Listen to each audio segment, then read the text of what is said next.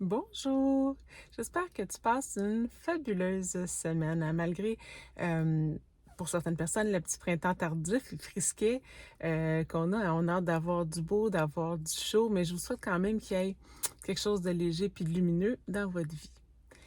Maintenant, si je dis que si on veut avoir un changement, si on veut faire un pas en avant, il faut accepter d'être en déséquilibre pendant un moment. À quoi ça te fait penser? Tu sais, moi, je le vois vraiment comme quand on est réellement là, en train de marcher, là, si on est debout, nos deux pieds au sol, c'est là qu'on est le plus stable. Mais à chaque fois qu'on veut effectivement avancer un pied, hein, pour faire un pas, il faut qu'on soulève, puis que pendant une fraction de seconde, hein, on soit en appui sur un seul pied.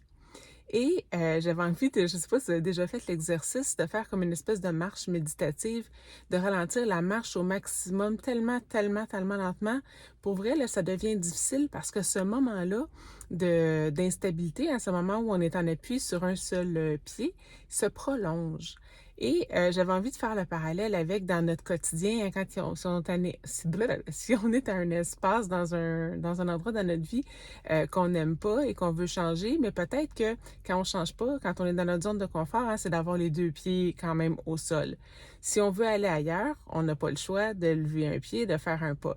Mais plus on prend des fois du temps pour faire cette transition-là, plus cette période d'instabilité-là est longue et difficile à supporter. Fait que des fois, ça vaut la peine de botter un petit peu les fesses, puis de moins hésiter, hein, de faire des décisions, non pas des décisions qui vont être irréfléchies et impulsives, mais tu sais, quand c'est le temps de prendre une décision, on prend la décision, on met le pas en avant, on change notre centre d'équilibre, puis on en établit un nouveau, hein, on découvre un nouvel endroit. Et une fois qu'on a appris à se mettre dans le mouvement, on devient bon, on devient meilleur, ça devient de plus en plus facile à faire des choix, à faire des transitions, puis à se dire, regarde, si ce pas-là m'a pas amené où je voulais, ben c'est pas grave, j'en fais un autre. Je sais comment faire maintenant. Comment tu vis ça, toi? Cette espèce d'instant-là où tu es en perte d'équilibre. T'aimes? T'aimes pas? Pratique-toi à t'observer et à faire des petits pas. Bonne semaine.